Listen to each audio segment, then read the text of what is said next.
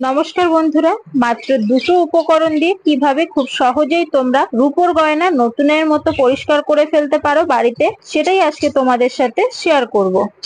আমাদের সবারই বাড়িতে এরকম রূপোর গয়না থাকে যেগুলো কালো হয়ে যাওয়ার কারণে আমরা পরতে পারি না। তো আজকের এই ভিডিওটা দেখে তোমরা বাড়িতে অবশ্যই এভাবে রূপোর গয়না পরিষ্কার করে আবার নতুনের মতো করে নিতে পারো। এখানে আমি একটা স্টিলের পাত্র নিয়ে নিয়েছি, তাতে দিয়ে দিলাম জল আর দিয়ে দিলাম 2 চামচ সার্ফ। সার্ফ বলতে যে ডিটারজেন্ট বলা হয় সেই ডিটারজেন্ট পাউডার, আর নিয়ে নিলাম ঘরে থাকা 2 চামচ হলুদ গুঁড়ো। এবার এটাকে বেশ ভালোভাবে মিশিয়ে নিয়ে আমরা রূপোর সব গয়নাগুলোর মধ্যে দিয়ে দেবো ও এই বাটিটাকে এবার গ্যাসে বসিয়ে দিয়ে এটাকে আমরা কিছুক্ষণ ফুটতে দেব।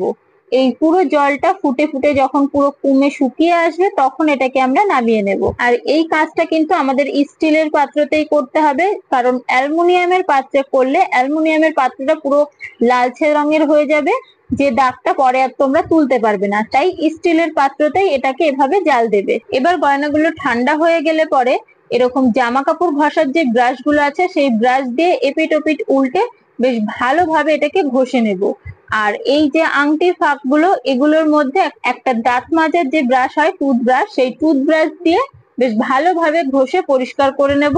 ভিডিওটি যদি ভালো লেগে থাকে তাহলে অবশ্যই একটি লাইক, কমেন্ট ও শেয়ার করে দেবে, আর চ্যানেলে নতুন হলে চ্যানেলটি সাবস্ক্রাইব করে পাশে থাকবে। এবার এগুলোকে বেশ ভালোভাবে ধুয়ে নিলেই তোমরা দেখতে পারবে যে এটা ঠিক কতটা পরিমাণে পরিষ্কার হয়েছে। জানি না ক্যামেরাতে ঠিক কতটা বোঝা যাচ্ছে, কিন্তু তোমরা বাড়িতে অবশ্যই একবার এভাবে করে দেখো, তাহলেই তোমরা ফলাফল একদম নিজের হাতে নিজের চোখের সামনে পাবে।